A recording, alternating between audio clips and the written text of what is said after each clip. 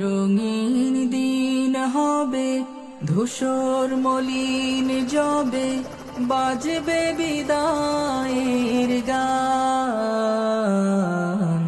যেদিন তোমার হবে চলার অবসান, যেদিন তোমার হবে চলার অবসান। আমাদেরকে ভুলিয়ে দেওয়া হয়েছে আমরা কে, আমরা কোথা থেকে এসেছি, আমরা কোথায় যাব, আমাদের এন্ডিং কোথায়, আমাদের গন্তব্য কোথায়, আমাদের লক্ষ্য কি, আমাদের উদ্দেশ্য কি। আমাদের আল্লাহর সামনে একদিন দাঁড়াতে হবে, আমরা ভুলে গেছি। আমাদের ভুলিয়ে দেওয়া হয়েছে। এই বস্তুবাদ, এই ভোগবাদ গোটা পৃথিবীর মানুষকে অন্ধের মতো করে দিয়েছে। কোন মোমবাতি জ্বাললে যেরকম একের পর এক পোকামাকড় এসে সেখানে পড়ে, আমরা আজ এক অজানার উদ্দেশ্যে পাড়ি জমিয়েছি, গোটা জীবন শেষ করে ফেলছি। যশোর বিজ্ঞান ও প্রযুক্তি বিশ্ববিদ্যালয় ক্যাম্পাসে আয়োজিত আজকের এই চমৎকার আয়োজনের সম্মানিত সভাপতি, অত্র বিশ্ববিদ্যালয়ের মাননীয় ভাইস চ্যান্সেলর মহোদয়, উপস্থিত যশোরের কৃতি সন্তান আদ্দিন ফাউন্ডেশনের কর্ণধার জনাব ডাক্তার মহিউদ্দিন হাফিজাহুল্লাহ, উপস্থিত অত্র প্রতিষ্ঠানের সম্মানিত শিক্ষকবৃন্দ এবং আমার প্রাণপ্রিয় শিক্ষার্থী ভাইরা এবং পর্দার আড়ালে থাকা আমার সম্মানিতা বোনেরা, বিশ্ববিদ্যালয় জীবন থেকে কর্মজীবন, ইসলাম চর্চা ও দাওয়াতি দায়িত্বের রোডম্যাপ, এ বিষয়ের উপরে সামান্য কয়েকটি কথা আমি আপনাদের সঙ্গে আলোচ করতে চাই। আমরা আমাদের সামগ্রিক জীবনে যত কাজ করি, এই সব কাজের একটা লক্ষ্য থাকে। আমরা স্কুল জীবন থেকে যে পড়াশোনা শুরু করেছি, স্কুল থেকে কলেজে এসেছি, বিশ্ববিদ্যালয় পর্যায়ে এসেছি, আমাদের এই জীবনের ধাপগুলোর কোনো লক্ষ্য আছে না নাই? আমরা স্কুলে পড়ি, আমাদের উদ্দেশ্য থাকে ভালো ফলাফল করে আমরা ভালো কলেজে চান্স পাবো, ভালো কলেজে চান্স পেয়ে সেখানে ভালো কিছু করতে পেরে আমি বিশ্ববিদ্যালয়ে ভালো একটা অবস্থানে যাব। বিশ্ববিদ্যালয়ে ভালো একটা বিশ্ববিদ্যালয়ে আমি যদি পড়াশোনা করতে পারি, ডিগ্রি নিতে পারি, তাহলে সেটারও একটা লক্ষ্য আছে না নাই? বিশ্ববিদ্যালয় থেকে ভালো একটা স্বনামধন্য বিশ্ববিদ্যালয় থেকে পড়াশোনা করে উচ্চতর ডিগ্রি নিয়ে আমি কি করব? কোনো লক্ষ্য আছে না নাই? কি করব? এই সার্টিফিকেট আমি কি করব? এটা তো ধুয়ে পানি খাবো না নিশ্চয়ই, তাহলে একটা লক্ষ্য তো আছে। কি সেটা? কেউ কি হেল্প করবেন আমাকে? ভাই বলতেছেন বিশ্ববিদ্যালয়ের সার্টিফিকেট অর্জন করছেন যাতে আল্লাহ খুশি হয়ে যান। ওনার উত্তরটার সাথে কি আপনারা একমত? ডেফিনেটলি না। মানুষ বিশ্ববিদ্যালয়ে পড়ে, তার একটা লক্ষ্য আছে না নেই? আপনারা যারা পড়ছেন আপনাদের লক্ষ্য আছে না? তাহলে উত্তর দিতে আপনাদের কষ্ট হচ্ছে কেন? আমরা যে উদ্দেশ্যে বিশ্ববিদ্যালয়ে ভর্তি হয়েছি সেটা বলতে আমাদের অসুবিধাটা কোথায়? এক ভাই বলেছেন মানব সেবা। কেন ভাই, বিশ্ববিদ্যালয়ে না পড়লে মানব সেবা করা যায় না?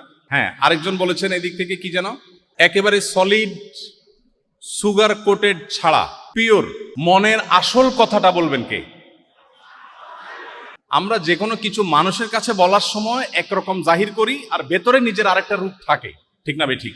একজন ইমানদার তিনি সবসময় চেষ্টা করবেন তিনি যা বিশ্বাস করেন তিনি সেটাই বলবেন। এই যে ধামাচাপা দিয়ে একটু ধানাই পানাই করে একটু ঘুরিয়ে পেঁচিয়ে ইনিয়ে বিনিয়ে ঘুরিয়ে পেঁচিয়ে কথাবার্তা বলা, এটা বিশেষ করে আমরা যখন গুরুত্বপূর্ণ কোনো আলাপে যাই তখন সেটা আমাদের জন্য সহায়ক হয় না। ধন্যবাদ, আপনারা সবাই প্রায় একমত হয়েছেন এবং সমস্যারে বলেছেন। আমরা বিশ্ববিদ্যালয়ে ভর্তি হয়েছি কেন? কারণ আমরা আমাদের উন্নত কেরিয়ার গড়ে তুলতে চাই, ঠিক না? আমরা এখানে পড়াশোনা করার মধ্য দিয়ে একটা ভালো সামাজিক অবস্থানে যাব, ভালো একটা চাকুরি পাবো, ভালো একটা কোম্পানিতে জব করব, সরকারি বেসরকারি প্রতিষ্ঠানে ভালো একটা পজিশনে যাব। বিশ্ববিদ্যালয়ে পড়ুয়া না হলে, এখান থেকে উচ্চতর ডিগ্রি না নিলে আমি সেটা করতে পারবো না। তাহলে আমার বিশ্ববিদ্যালয়ে পড়ারও একটা লক্ষ্য আছে। লক্ষ্যটা তো পরিষ্কার নাকি? কি সেটা? উন্নত কেরিয়ার গড়া। এ ব্যাপারে কারো ভিন্নমত থাকলে হাত তুলতে পারেন। কারো কোনো ভিন্নমত আছে? আমরা বিশ্ববিদ্যালয়ে পড়ি বা সারা বিশ্বময় যে মানুষ পড়ে, মূলত এটা নিজের কেরিয়ারটাকে উন্নত করবার প্রয়োজনে, ঠিক কিনা বলেন? আচ্ছা, আপনি বিশ্ববিদ্যালয়ে পড়াশোনা শেষে একটা ভালো কোম্পানিতে জব করলেন, হ্যান্ডসাম একটা স্যালারি আপনি পাচ্ছেন, বড় সড়ো একটা চেয়ার পেয়েছেন, বিশাল পাওয়ার আপনি হোল্ড করছেন, অনেক কাজ করার সুযোগ পাচ্ছেন। আপনি যে কোম্পানির জব পেয়েছেন সেই কোম্পানিতে আপনি যে জব করছেন সেটা কেন করছেন? আমরা বিশ্ববিদ্যালয় থেকে এখন জবে চলে গেলাম, কর্মজীবনে প্রবেশ করলাম। তো কর্মজীবনে আমরা কেন যাচ্ছি? এক যুবক উত্তর দিয়েছে বিয়ে করার জন্য। মন্দ হয় নাই উত্তরটা, কারণ আপনার চাকরি না করলে তো মেয়ের বাবারা মেয়ে দিবে না। প্রশ্ন হলো, আমি কোম্পানিতে জব করছি, প্রত্যক্ষভাবে বলতে গেলে আমার ভালোভাবে চলার জন্য একটা অ্যামাউন্ট মান্থলি সে আমাকে দিবে, ঠিক না? আচ্ছা, মান্থলি আমাকে, আমি যে কোম্পানিতে জব করছি সেই কোম্পানি আমাকে মান্থলি যে একটা অ্যামাউন্ট দিবে, সেটা যেই ফিগারই হোক না কেন, খুব হ্যান্ডসাম ফিগারই ধরে নিলাম, এটা দিয়ে আমি কি করব? ফ্যামিলি চালাবো, নিজে ভালো করে চলবো, আমার ফ্যামিলিকে ভালোভাবে চালাবো। এটা দিয়ে আমি কি করব? মানে ফ্যামিলি আমি কেন চালাবো বা আমি নিজে ভালোভাবে কেন চলবো? আমি কি বোঝাতে পারছি আপনাদেরকে? কোম্পানি আমাকে একটা হ্যান্ডসাম স্যালারি দিবে, সেটা দিয়ে আমি খুব ভালো করে খেয়ে পরে বেঁচে থাকবো, আমার ফ্যামিলিকে খুব ভালোভাবে জীবনযাপন করবার ব্যবস্থা আমি করব। এটা কি কারণে? মানে আমি কেন ভালোভাবে বেঁচে থাকবো, তারা ভালোভাবে বেঁচে থাকবে, এটার একটা লক্ষ্য থাকবে না? এই বেঁচে থাকাটার উদ্দেশ্যটা কি? আমি বোধহয় বুঝাতে পারিনি আপনাদেরকে। আপনারা কি আমার প্রশ্নটা বুঝতে পেরেছেন? আপনার জীবনের একেবারে চূড়ান্ত পর্যায়ে চলে আসছে, কর্মজীবনে প্রবেশ করেছেন। কর্মজীবনের এই যে সময়টা, এই সময়টাতে আপনি সরকারি বেসরকারি যে কোনো প্রতিষ্ঠানে কাজ করেন, আপনাকে একটা স্যালারি দিচ্ছে। এই স্যালারির বিনিময়ে আপনি তাকে সার্ভিস দিচ্ছেন। সারা জীবন স্কুলে যা পড়েছেন, কলেজে যা পড়েছেন, বিশ্ববিদ্যালয়ে যা পড়েছেন, এই সব পড়ার মূল উদ্দেশ্য হলো এই চাকরিটা, ঠিক কিনা বলেন? এই চাকরির পরে যে টাকাগুলো পাচ্ছেন, ওইটা দিয়ে আপনি নিজে বেঁচে থাকছেন, নিজের ফ্যামিলিকে বাঁচিয়ে রাখছেন ভালোভাবে। এই বেঁচে থাকাটা কিসের জন্য? আমরা বাস্তবতা বলি, আমাদের সমাজে যা দেখছি সে কথাটা আমরা যদি বলি, তাহলে সেক্ষেত্রে সত্যি বলতে পৃথিবীর বেশিরভাগ মানুষ জানে না সে কেন বেঁচে থাকে।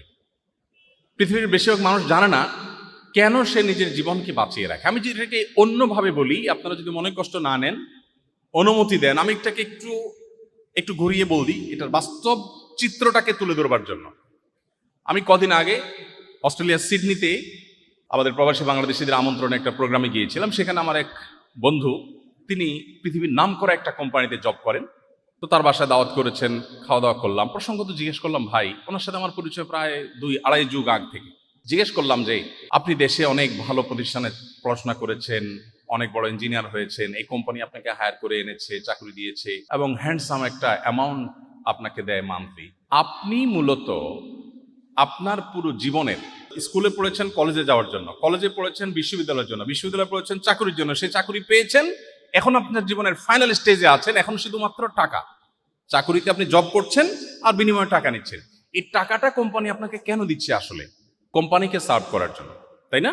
তাহলে ব্যাপারটা কি এরকম দাঁড়ালো না যে আমরা বিশ্ববিদ্যালয় পড়ে বা সমগ্র জীবন যা কিছু করেছি সব কিছু করে মূলত আমি একটা কোম্পানিকে, সরকারি বেসরকারি যে কোনো একটা প্রতিষ্ঠানকে আমি সার্ভ করার জন্য আমার পুরো জীবনকে উৎসর্গ করেছি। আমি কলেজে পড়েছি তার জন্য, স্কুলে পড়েছি তার জন্য, বিশ্ববিদ্যালয়ে পড়েছি তার জন্য, ক্যারিয়ার গড়েছি তার জন্য, বহু ট্রেনিং করেছি তার জন্য, বহু প্রশিক্ষণ নিয়েছি তার জন্য, বহু কিছু শিখেছি তার জন্য, নিজেকে স্মার্ট করেছি তার জন্য। এমনকি আমি রাতে যে ঘুমাই, সে ঘুমটা কেন ঘুমাই? কারণ দিনে আমাকে ডিউটি করতে হবে কোম্পানির জন্য। আমি যে খাই সেটা কেন খাই? কারণ না খাইলে আমি ডিউটি করতে পারবো না কোম্পানির জন্য। তাহলে দিন শেষে আমাকে কিছু টাকা দিয়ে কোনো একটা কোম্পানি তার ব্র্যান্ড ভ্যালু বাড়াচ্ছে, তার প্রতিষ্ঠানকে গ্রো করছে, পৃথিবীতে প্রতিষ্ঠিত করছে। আমি তার সার্ভেন্টের মতো, আমি তার পারপাস সার্ভ করার জন্য কিছু টাকা পাচ্ছি। সেই টাকা দিয়ে আমাকে আর আমার ফ্যামিলিকে সরল অর্থে বলতে গেলে ভালোভাবে বেঁচে থাকার ব্যবস্থা করেছে। আমি বেঁচে আছি কেন? তাকে সার্ভ করার জন্য। এই কনসেপ্টটা কি ঠিক আছে? এই যদি হয় আমাদের জীবনের লক্ষ্য, তাহলে এই জীবনের চাইতে দুর্ভাগ্যজনক আর কোনো জীবন হতে পারে না। আমি বেঁচে আছি কেন? একটা কোম্পানিকে, XYZ কে সার্ভ করার জন্য। তিনি বিনিময়ে আমাকে যে টাকাগুলো দিবেন, এগুলো আমি কবরেও নিতে পারবো না। এগুলো মূলত আমাকে বাঁচিয়ে রাখার জন্য। কারণ আমি যদি ভালো করে খেয়ে পরে বেঁচে না থাকি, তাহলে কোম্পানিকে সার্ভ করতে পারবো না। তাহলে কোম্পানি আমাকে বাঁচিয়ে রাখছেন তার কাজের জন্য, আর আমি নিজে বেঁচে আছি কোম্পানির কাজের জন্য। আমি রাতে ঘুমাচ্ছি কোম্পানির জন্য, গোসল করে ড্রেস পরছি কোম্পানির জন্য, আমি খাওয়া দাওয়া করছি কোম্পানির জন্য, আমি পড়াশোনা করছি সারা জীবন কোম্পানির জন্য। এটা কি কোনো একজন মানুষের জীবনের লক্ষ্য হতে পারে? গতকাল নর্থ সাউথ ইউনিভার্সিটিতে একজন স্টুডেন্ট প্রশ্ন করেছেন, 9 শতাধিক প্রশ্ন সেখানে এসেছে। এর ভিতরে প্রথম প্রশ্ন যেটা আমার নজরে এসেছে সেটি হলো, মানুষের জীবনে ধর্মের কি প্রয়োজন বা অপরিহার্যতাটা কোন জায়গায়? আমি এতক্ষণ যে কথাগুলো বললাম, এই কথাগুলোর আলোকে আমি বিনয়ের সাথে বলতে চাই, সেখানে কিছু কথা বলার চেষ্টা করেছি। আপনাদের উদ্দেশ্যে বলতে চাই, পৃথিবীর কোনো সভ্যতা, কোনো সংস্কৃতি, কোনো মতবাদ আপনার জীবনের একটা অর্থবহ লক্ষ্য, একটা অর্থবহ উদ্দেশ্য, আপনার জীবনের একটা অর্থবহ টার্গেট আপনাকে কেউ দিতে পারবে না এক্সেপ্ট কোরআনে কারীম। কোরআন আপনাকে আপনার জীবনের লক্ষ্য বলে দিয়েছে। পাতায় পাতায় বলেছে, যুগে যুগে নবী রাসূলগণ বলেছেন, খেয়ে পরে ঘুমিয়ে নিজের জীবনটাকে পার করে দিয়ে এরপর একসময় মরে মাটির সাথে মিশে যাওয়া, এটা অন্য 10টা প্রাণীর জীবন হতে পারে, কোনো মানুষের জীবন হতে পারে না। আল্লাহ বলেছেন, ওয়ালাকাদ কাররামনা বানি আদম, আমি মানুষের সন্তানকে সম্মানিত করেছি। আল্লাহর এই সম্মানিত সৃষ্টি, এই সৃষ্টি আল্লাহ তাআলা এমনি এমনি সৃষ্টি করেন না। আল্লাহ বলেছেন, আফা হাসিবতুম আন্নামা খালাকনাকুম আবাসা ওয়া আন্নাকুম ইলাইনা লা তুরজাউন, তোমরা কি মনে করেছো তোমাদেরকে আমি অহেতুক সৃষ্টি করেছি? জাস্ট খেয়ে পরে কোন রকম বেঁচে থেকে জীবনটাকে পার করে দিয়ে, ঘুমে খেয়ে দে নে জীবনটাকে অতিক্রম করে দিয়ে ধপ করে একদিন পড়ে মরে গেলে, মাটির সাথে মিশে গেলে, তোমাদেরকে আমি অর্থহীন লক্ষ্য উদ্দেশ্য ছাড়া এমনিতেই সৃষ্টি করেছি, এটা তোমরা মনে করছো? আমার কাছে তোমাদের আর ফিরে আসতে হবে না, এই মনে করে বসে আছো তোমরা? প্রিয় ভাই আমার, আপনি যদি কোরআন খোলেন, আপনার জীবনের লক্ষ্য খুঁজে পাবেন, আপনার জীবনের উদ্দেশ্য খুঁজে পাবেন। আপনার জীবনের চূড়ান্ত লক্ষ্য উদ্দেশ্য কোরআন ছাড়া আর কেউ আপনাকে দিতে পারবে না। আমি চ্যালেঞ্জ করে বলি, পৃথিবীর কেউ আপনাকে দিতে পারবে না। অনেক চমৎকার চমৎকার আইডিওলজি আপনি পাবেন পৃথিবীতে, মানুষের জীবনের কোনো অর্থবহ লক্ষ্য আপনাকে কেউ দিতে পারবে না, শুধু কোরআন দিতে পারবে, ইসলাম দিতে পারবে। প্রিয় ভাই আমার, আমাদের কেরিয়ার, আমাদের কর্মজীবন, এটা এখন আমাদের জীবনের সবচেয়ে বড় লক্ষ্যে পরিণত হয়েছে। বাট এর পরেরটা কি সেটা আমরা আর জানি না। কেরিয়ার খুব গড়লাম, তারপরে আমি ক্যারিয়ার দিয়ে কি করবো? হ্যাঁ, এটিকে অনেক সুন্দর পজিটিভ অর্থে আমরা ভাবতে পারি যে আমি খুব ভালো পড়াশোনা করি, ভালো একটা ক্যারিয়ার পেয়ে আমি মানুষের সেবা করব। ওকে ফাইন, তারপর মানুষ সেবা করলে আমার লাভ কি? আপনি বলবেন মনের সান্ত্বনা। মানুষের সেবা করলে সব সময় কি মনের সান্ত্বনা পাওয়া যায়? অনেক সময় সেবা করে উল্টা হিতে বিপরীত হয় না? আপনি সেবা করলেন, মানুষ স্বীকৃতি দিল না, আপনার ভালো লাগবে? একজন মানুষ ক্যারিয়ারকে খুব ভালো করে গড়ে এরপরে ভালো একটা চেয়ারে বসে দুর্নীতি, চুরি, ডাকাতি, 2 নম্বরে যা আছে সব করছে, কিন্তু ধরা পড়ে নাই। মানুষ জানে এই লোকটা খারাপ, কিন্তু তাকে কেউ ধরতে পারে না, ধরা ছোঁয়ার বাইরে, এবং এভাবে সে মারা গেছে। হতে পারে না? তাহলে এটা কি মানুষের জীবনের একটা প্রত্যাশিত এন্ডিং হতে পারে? একজন সারা জীবন জুলুম করেছে, সারা জীবন জুলুম করেছে, তার গায়ের জোর ছিল, একটা সময় মারা গেছে, তাকে কেউ দমাইতে পারে নাই। সব জালিমের বিচার তো নগদ হয় না, এরকম হয় না অনেক লোকের।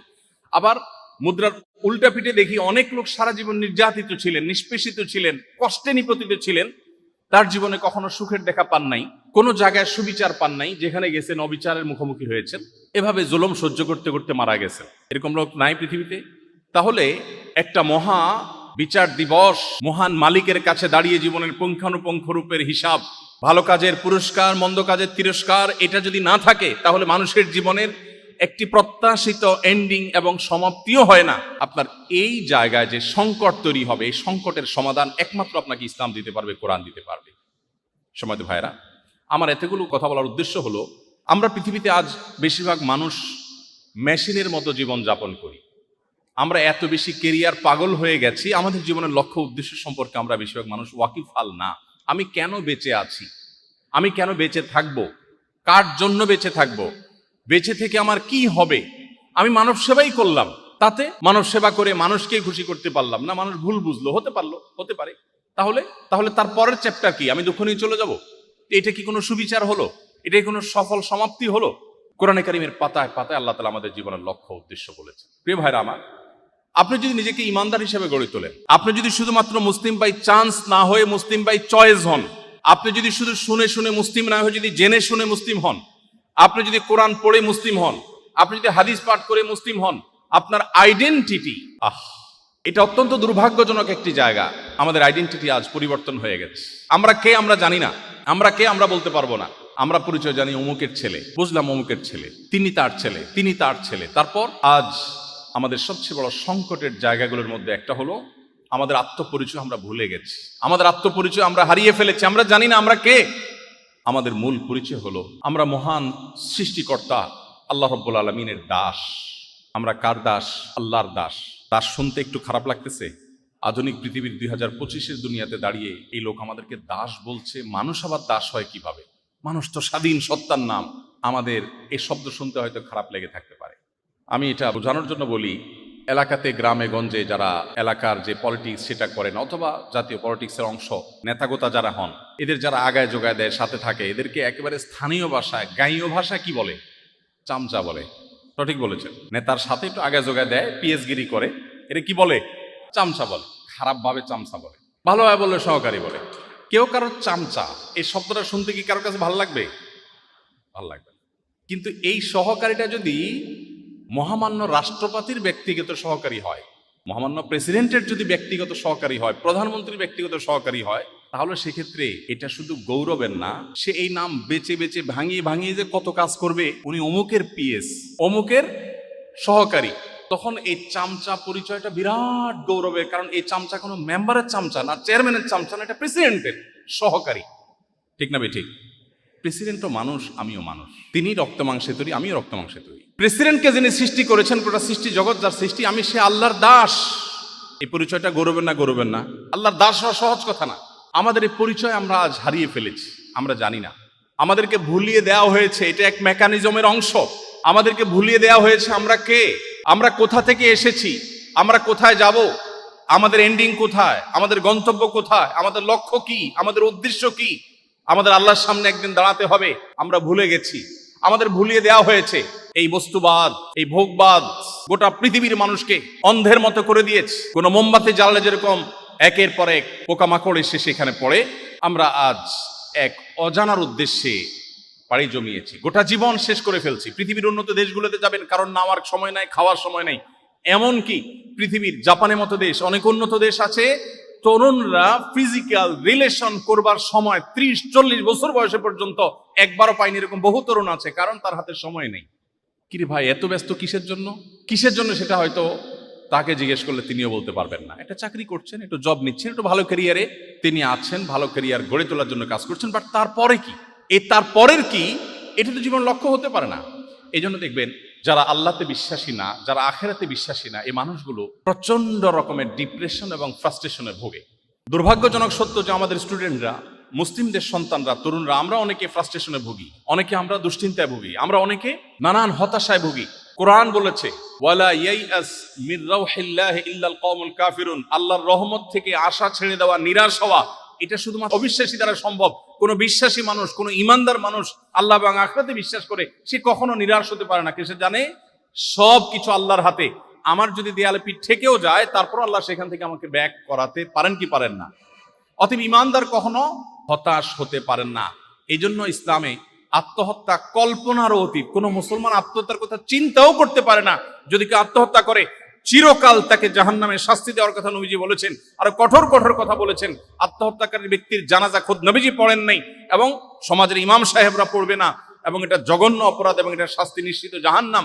আরো কঠোর বার্তা নবীজি বলেছেন। কারণ মুসলমান কখনো আত্মহত্যা করতে পারে না, কারণ আত্মহত্যা ডিপ্রেশন থেকে আসে, এটা মুসলমান দ্বারা হতে পারে না।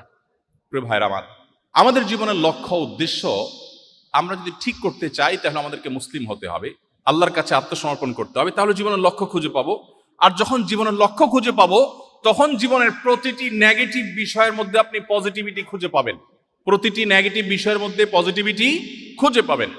এবার আসুন, আমি একজন ইমানদারের আয়নায়, একজন ইমানদারের চশমায়, একজন ইমানদারের চোখে বিশ্ববিদ্যালয় জীবনকে, কলেজ জীবনকে একটু দেখার চেষ্টা করি। একজন মানুষ যখন তিনি বিশ্বাস করেন যে কোনো মুহূর্তে আমার মৃত্যু হবে, আল্লাহর সামনে দাঁড়াতে হবে, জীবনের প্রতিটি মুহূর্তে হিসাব দিতে হবে, আমি ভালো কাজ করলে আমার জন্য হবে, মন্দ কাজ হলে আমার উপরে আসবে। আল্লাহ কোরআনে বলেছেন, মান আমিলা সালিহান ফালিনাফসি, কেউ যদি ভালো কাজ করে তার নিজেরই লাভ, ওমান আসআ ফাআলাইহা, আর যদি কেউ খারাপ কাজ করে তার পরিণতি তাকেই ভোগ করতে হবে, অন্য কারোর কিছু হবে না। কোরআনের প্রতি অগাধ বিশ্বাস এবং পরিপূর্ণ ঈমানের জায়গা থেকে একজন মানুষ যদি স্কুলে পড়েন, তার উদ্দেশ্য হবে ভালো কলেজে যাব, ভালো কলেজে পড়ে ভালো বিশ্ববিদ্যালয়ে যাব, ভালো বিশ্ববিদ্যালয়ে যাই ভালো পড়াশোনা করে আমি মানুষের সেবা করে আল্লাহর কাছ থেকে বিনিময় আশা করব। মানুষের সেবা করার পর মানুষ যদি আমাকে কোনো স্বীকৃতি নাও দেয়, ডাজ নট ম্যাটার, আল্লাহ তো ভুল করবেন না, তিনি আমাকে স্বীকৃতি দিবেন। জীবনের একটা অর্থ খুঁজে পাওয়া যায় কি যায় না? যায় কি যায় না? প্রিয় ভাই আমার, আমি আপনাদেরকে আহ্বান করব ইসলামে পরিপূর্ণভাবে প্রবেশ করবার। আপনি হয়তো বলবেন, আমি তো মুসলমান আছি, আমি মুসলমান আছি নামকা ওয়াস্তে, আমি মুসলমান আছি বাই চান্স, মুসলমান আছি আমি না জেনে না বুঝে, মুসলমান আছি আমি জন্মসূত্রে। আমি আপনাকে বুঝে শুনে মুসলিম হওয়ার আহ্বান করছি। ইসলামের চাইতে যৌক্তিক জীবনের কোনো লক্ষ্য উদ্দেশ্য, জীবনের কোনো টার্গেট, জীবনের চূড়ান্ত এবং সুন্দর প্রত্যাশিত কাঙ্ক্ষিত এক্সপেক্টেড পরিণতি, এন্ডিং, সমাপ্তি আপনাকে আর কেউ দিতে পারবে না। এই জন্য আপনাকে ইসলামে আসতে হবে। ইসলামে আসার সবচেয়ে বড় সুফলগুলোর মধ্যে থেকে একটা হলো, যেটা আমি একটু আগে বললাম, ইসলামে আসার পর আপনার জীবনে আর হতাশা কাজ করবে না, হতাশা কোনোভাবে আপনাকে স্পর্শ করবেই না। একজন সাহাবী খেজুর খাচ্ছিলেন, খেজুর হাদিসটি আপনারা শুনেছেন অনেকেই। কোথায় খেজুর খাচ্ছিলেন? রণাঙ্গনে, যুদ্ধক্ষেত্রে, জীবন মৃত্যুর খেলা চলছে যেখানে 1 সেকেন্ডের এদিক সেদিক হলে গর্দান উড়ে যাবে, সেই জায়গায় তিনি নবী সাল্লাল্লাহু আলাইহি সাল্লামের হাদিস তার কানে আসলো, আল্লাহর রাহে যদি কেউ তার জীবন দেয়, শাহাদাতের মর্যাদা যদি পায়, তো সে জান্নাতে যাবে, আল্লাহর সঙ্গে সাক্ষাৎ হবে। পুটলিতে যে থাকা খেজুরগুলো, এগুলো তার কাছে বোঝা মনে হলো, এগুলো ছুঁড়ে ফেলে দিলেন। যেগুলো খাওয়ার সময় কই, গভীর রণাঙ্গনের একেবারে ভিড়ের মধ্যে প্রবেশ করলেন, লড়াই করতে করতে শাহাদাত বরণ করলেন।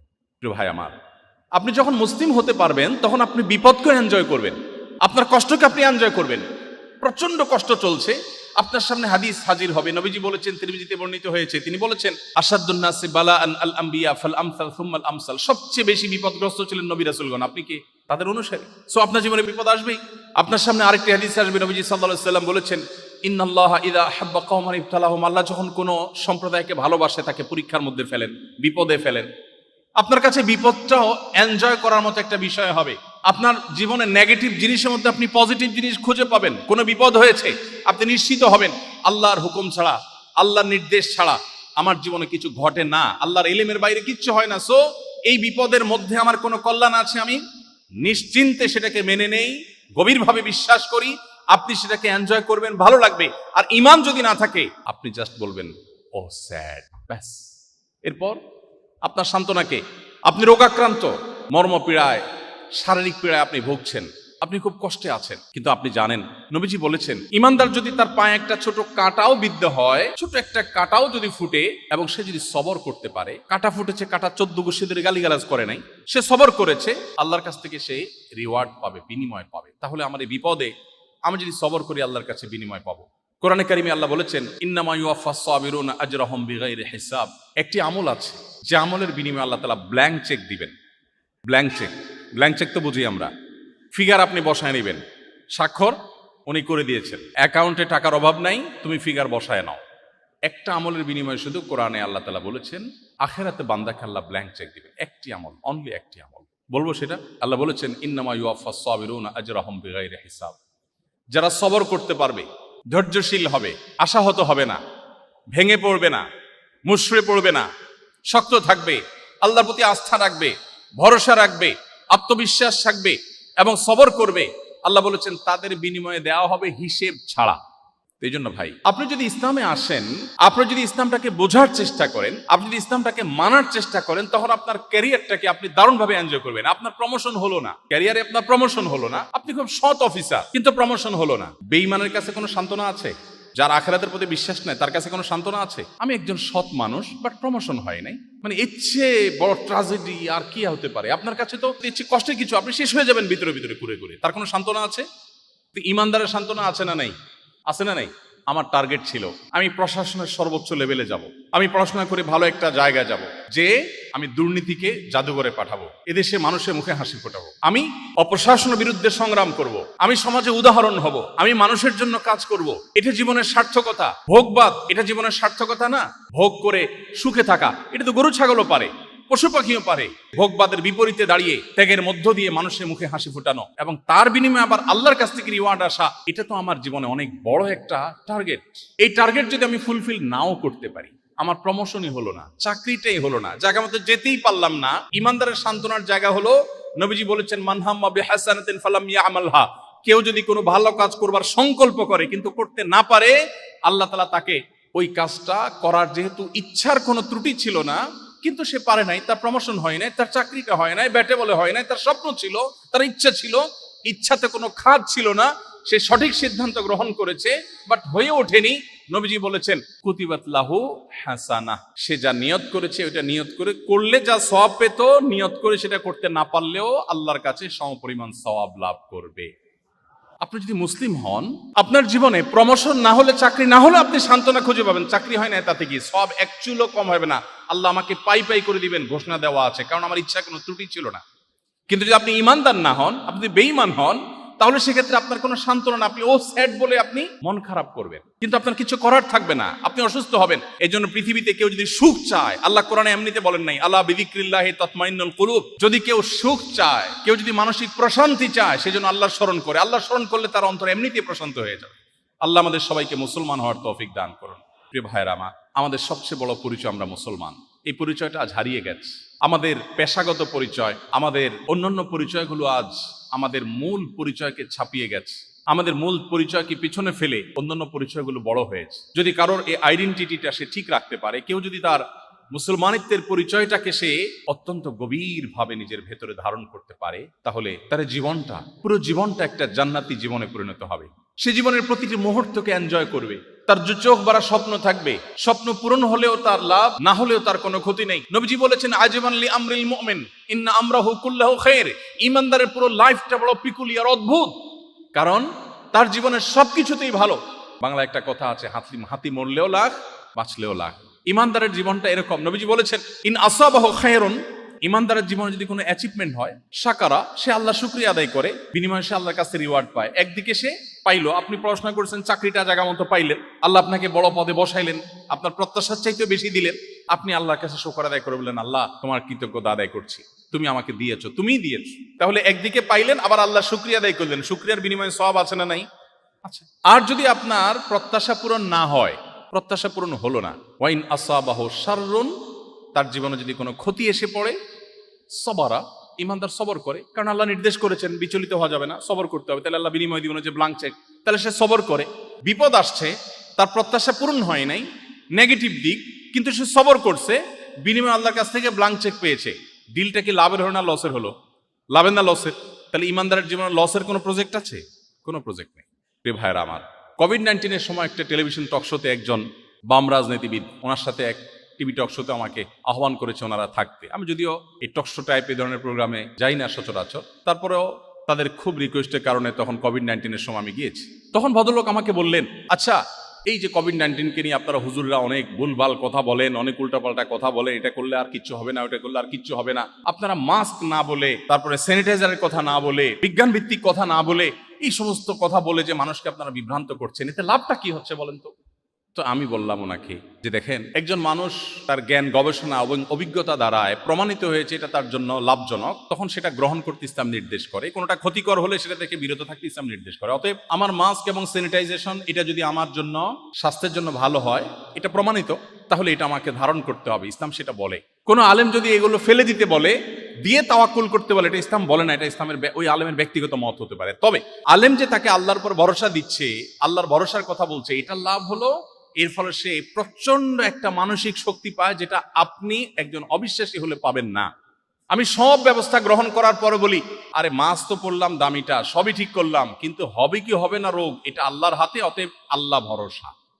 এই যে কনফিডেন্ট তার মধ্যে চলে আসে, আপনার তো কনফিডেন্টের জায়গা নাই। আল্লাহ কোরআনে বলেছেন, যালিকা বিআন্নাল্লাহা মাওলাল্লাযীনা আমানু আন্নাল কাফিরিনা লা মাওলা লাহুম। ঈমানদারদের একজন অভিভাবক আছে। ঈমানদারের একজন কি আছে? অভিভাবক আছে। যে অবিশ্বাসী কাফের, তার কোনো অভিভাবক নেই, তার কোনো যাওয়ার জায়গা নেই। ঢাকা বিশ্ববিদ্যালয়ে একজন শিক্ষক আমাকে কোনো একটা প্রোগ্রামে বলছিলেন, ব্যক্তিগতভাবে না, আমি ওই প্রোগ্রামে ছিলাম। তিনি বলছিলেন যে আমার এক স্টুডেন্ট, মুসলমানের ছেলে, হঠাৎ নাস্তিক হয়ে গেছে। বলে যে ধর্মকর্ম আমার ভালো লাগে না, আমার মনে হচ্ছে এগুলো মানুষ বানানো। তো ছেলেকে কিছু বোঝানোর চেষ্টা করলাম, কিন্তু সে খুবই অ্যারোগ্যান্ট, কোনোভাবে বোঝার চেষ্টা করলো না, এবং সে নাস্তিক্যবাদের উপরে তার দিনাতিপাত করা শুরু করলো। হঠাৎ অনেকদিন পরে দেখলাম সে আবার নামাজ কালাম ধরছে। বললাম, কিরে বাবা, তুমি না নাস্তিক হয়ে গেছো? বলে, স্যার আবার আমি ইসলামে আসছি। বলে, ব্যাপার কি, কি বুঝে ইসলামে আসলা? তোমার এত বুঝালাম। তখন এখনো তিনি ঢাকা ইউনিভার্সিটির টিচার আছেন। তখন তিনি বললেন যে আমাকে ও বললো, ওই ছেলেটা বললো, স্যার সত্যি বলতে কি, আমার কাছে সবই অহেতুক এবং মিছে মনে হয়েছে, কিন্তু নাস্তিক্যবাদে যাওয়ার পর আমি জীবনের কোনো মানে খুঁজে পাচ্ছিলাম না। আমি কেন বেঁচে আছি?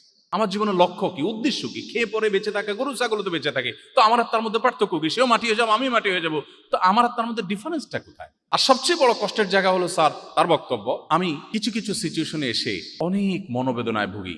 একান্তে একটু কারোর সাথে কথা বলতে মন চায়, একটু মন খুলে কারোর সাথে আলাপ করব, দুঃখের কথা কারোর সাথে শেয়ার করব, অনেক মন চায়। কিছু কথা আছে না ভাই, পৃথিবীর কারোর কাছে বলে শান্তি নেই, আছে না?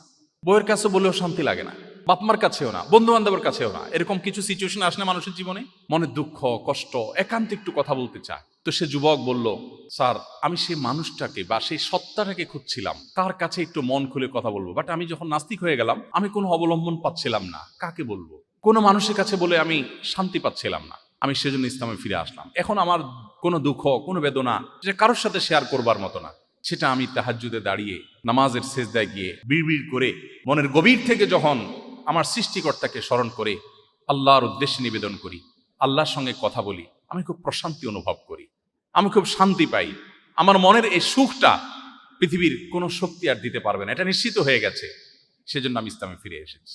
ভাইরা আমার, আপনাদের কেরিয়ার, আপনাদের শিক্ষা জীবন থেকে কর্মজীবন পর্যন্ত, আপনার ধর্মীয় পরিচয়, আপনার দাওয়াতি রোড ম্যাপ, এই সব কিছু নির্ভর করে আপনার আইডেন্টিটির উপরে। হু আর ইউ, আপনার পরিচয়টা আসলে কি? আমাদের পরিচয়, আমরা গোলাম, আল্লাহর গোলাম। কার গোলাম? আল্লাহর গোলাম। আমরা এসেছি, আমাদের সৃষ্টি করেছেন কে? আল্লাহ। আমাদের জীবনের সব কিছু কার নিয়ন্ত্রণে? আমরা কার কাছে ফিরে যাব? ইন্না লিল্লাহ, ইন্না লিল্লাহ। আমরা সবাই কার? আল্লাহর। ওয়া ইন্না ইলাইহি রাজিউন, আমরা সবাই ফিরে যাব কার কাছে? আল্লাহর কাছে। এটা একটা চেতনা। এই চেতনা যদি আপনার হৃদয়ের গভীরে আপনি গেঁথে ফেলেন, আপনাকে আমার আর রোড ম্যাপ দিতে হবে না। রোড ম্যাপ আপনি নিজে খুঁজে পাবেন। কোরআন আপনাকে বলেছে এই পথে চলো, আপনি চলবেন। আপনাকে বলেছে এই পথে চলুন, আপনি চলবেন না। কোরআন বলেছে এটা খাও, আপনি খাবেন। কোরআন বলেছে এটা খাবে না, আপনি খাবেন না। কারণ আল্লাহ আপনাকে গাইড করছেন কোরআনের মাধ্যমে। কারণ আল্লাহ আপনাকে জান্নাতে নিতে চান।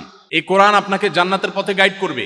শুধু জান্নাত নয়, দুনিয়াতে আপনাকে সুখ এনে দিবে, প্রশান্তি এনে দিবে। আপনার হয়তো সহায় সম্পদ থাকবে না, হয়তো বা আপনার কাঙ্ক্ষিত জিনিস হাসিল হবে না, কিন্তু সুখটা হবে। আমাদের অনেক তরুণ আছে, বিশেষ করে আপনারা সেই স্টেজ পার করে আসছেন, এসএসসি, এইচএসসি, এই লেভেলে যে ছেলেফেলেরা পরীক্ষা দেয়। অনেক ছেলেফেলে আছে পরীক্ষায় ভালো ফলাফল করার জন্য অনেক চেষ্টা করে, পড়ালেখা করে, কিন্তু তার লক্ষ্য একটু ডিফারেন্ট। কিরকম? মা সারাদিন জ্বালাতন করে, ডিস্টার্ব করে, তোর সাথে একই সাথে পড়ে, পাশের ফ্ল্যাটে সামিয়া, ও মেয়ে হয়ে তোর চেয়ে ভালো রেজাল্ট করে, তুই এত খারাপ রেজাল্ট করস কেন? অথবা ছেলে, বেশিরভাগ মায়েদের একটা কমন কথা আছে, ওর পাওটা ধুয়ে পানি খেতে পারস না? বলে না মারা, ওর পাওটা ধুয়ে পানি খাইস, তোর সাথে একসাথে পড়ে, ও এত সুন্দর রেজাল্ট করে, তুই কি করস? তখন জেদ হয়। তখন কি হয়? জেদ হয়। এবার ভালো করে পড়ালেখা ধরে। কেন? কারণ সামিয়ার মাকে দেখাই দিতে হবে, পাশে বাসার আন্টিকে দেখাই দিতে হবে, বা নিজের মাকে দেখাই দিতে হবে। আচ্ছা বলেন তো, মানুষ যা চায় তার সব কি হয় পৃথিবীতে? হয় না। এখন ব্যাটে বলে হলো না, ফলাফলটা প্রত্যাশিত হলো না, তাহলে এর আর কোনো সান্ত্বনার জায়গা আছে? এই জন্য দেখবেন এসএসসি, এইচএসসি ফলাফল প্রকাশ হবে, অনেকে আত্মহত্যা করে, ডিপ্রেসড হয়ে যায়। কিন্তু একজন ইমানদার, সে তো কাউকে দেখাবার জন্য করবে না। সে বলবে আমি ভালো কিছু করতে চাই, ভালো কলেজে যাই, ভালো বিশ্ববিদ্যালয়ে যাই, আমি দেশটাকে কিছু দেব, আমার আল্লাহর কাছ থেকে রিওয়ার্ড পেতে চাই। মানুষের কাছ থেকে কোনো প্রত্যাশা নাই। কেউ আমাকে থ্যাঙ্কস বললেও আসা যায় না, থ্যাঙ্কস না বললেও কিছু আসা যায় না। কোরআন বলেছে ওয়ায়ুতঈমুনা আত-তাআমা আলা হুব্বিহি মিসকিনা ওয়া ইয়াতীমা ওয়া আসীরা ইন্নামা নুতঈমুকুম লিওয়াজহিল্লাহি লা নুরিদু মিনকুম জাযাআন ওয়ালা শুকুরা। জান্নাতি লোকদের বৈশিষ্ট্য হলো তারা মানুষকে খাবার দিবে, আহার দিবে, উপকার করবে, নানা কল্যাণ সাধন করবে, এবং বলবে জানো তোমাদেরকে কেন খাবার দিয়েছি? ইন্নামা নুতঈমুকুম লিওয়াজহিল্লাহ, তোমাদের খাদ্য তুলে দিয়েছি, উপকার করেছি, আমার একটা লক্ষ্য আছে, সেটা হলো আমার সৃষ্টিকর্তাকে আমি খুশি করতে চাই। লা নুরিদু মিনকুম জাযাআন ওয়ালা শুকুরা, তুমি যে আমার উপকার করেছো এর জন্য তোমার কাছে আমি থ্যাঙ্কসও আশা করি না। তুমি থ্যাঙ্কস দিলা, তোমার দায়িত্ব, সেটা কৃতজ্ঞ হও, এটা তোমার কর্তব্য, সেটা তোমার বিষয়, বাট আমি তোমার কাছ থেকে সেটা এক্সপেক্টও করি না। আমি আল্লাহর কাছ থেকে থ্যাঙ্কস আশা করি। আপনি বলেন, এই উদ্দেশ্য নিয়ে কেউ যদি পরীক্ষা দেয়, আর ওই যে পাশে বাসার আন্টিকে দেখানোর উদ্দেশ্য না থেকে তার উদ্দেশ্য থাকে আল্লাহকে খুশি করবার রাস্তায় সে যেতে চায়, যদি সে সেটা করতে নাও পারে, তার সান্ত্বনা আছে না নাই? যে আল্লাহ দেখছেন আমার নিয়তে তো কোনো খাদ ছিল না, বাট হয়ে ওঠে নাই, তাহলে আল্লাহ আমাকে সওয়াব পরিপূর্ণভাবে দিবেন না? এই জন্য ভাই, অ্যাজ এ স্টুডেন্ট, একজন কর্মজীবনের একজন কর্মযোদ্ধা, কর্মবীর হিসাবে আমাদের জীবনের লক্ষ্য নির্ধারণ করতে হবে। আমরা সবাই মুসলিম হয়ে বাঁচবো, মুসলিম হয়ে মরবো। ইন্না সলাতি ওয়া নুসুকি ওয়া মাহইয়ায়া ওয়া মামাতি লিল্লাহি রাব্বিল আলামিন। আমাদের জীবন মরণ, আমাদের সব কিছু আল্লাহর উদ্দেশ্যে, চাকরি আল্লাহর উদ্দেশ্যে, পড়াশোনা আল্লাহর উদ্দেশ্যে। তাহলে আমরা সুখময় জীবন পাবো। আল্লাহ এই জন্য কোরআনে বলেছেন, মান আমিলা সালিহাম মিনকুম মিন যাকারিন আও উনসা ওয়া হুয়া মুমিন ফালানুহয়িয়ান্নাহু হায়াতান তাইয়্যিবাহ ওয়া লানাজজিয়ান্নাহুম আজরাহুম বিআহসানি মা কানু ইয়ামালুন। যে ব্যক্তি ভালো কাজ করবে, ইমানদার অবস্থায় ভালো কাজ করবে, ইমানদার অবস্থায় ভালো কাজ করার মানে হলো সব আল্লাহর উদ্দেশ্যে করবে। আল্লাহ বলেছেন তাকে আমি পৃথিবীতে একটা চমৎকার পবিত্র জীবন দিব, সৌভাগ্যের জীবন দিব।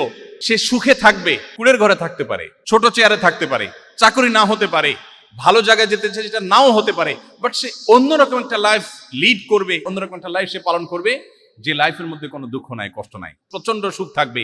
নবীজি সাল্লাল্লাহু আলাইহি সাল্লাম ঘুমাতেন, উঠার পর পিঠে খেজুরের পাতার দাগ লেগে যেত, খেজুরের পাতার বিছানায় শুতেন। সাহাবায়ে কেরাম মায়া করতেন। আপনি না মদিনার রাষ্ট্রপ্রধান, সে সময়ের রাষ্ট্রপ্রধানরা কিভাবে চলাফেরা করে, কত বড় প্রাসাদে থাকে, আপনি একটু আরামের বিছানাটা অন্তত রেডি করেন নাই। কিন্তু সুখের কোনো অভাব ছিল? প্রিয় ভাইরা আমার, সারা জীবন যুদ্ধ সংগ্রাম ঠেলে তাকে সামনে অগ্রসর হতে হয়েছে। সে মক্কার জীবন থেকে দেখেন নবীজির একটি দিনের জন্য পাবেন না যে নিশ্চিন্তে একটি রাত তাকে ঘুমোতে দেওয়া হয়েছে, একটি রাত না, নট এ সিঙ্গেল ডে, একটি দিন পাবেন না যে দিনটি তিনি নিশ্চিন্তে থাকতে পেরেছে।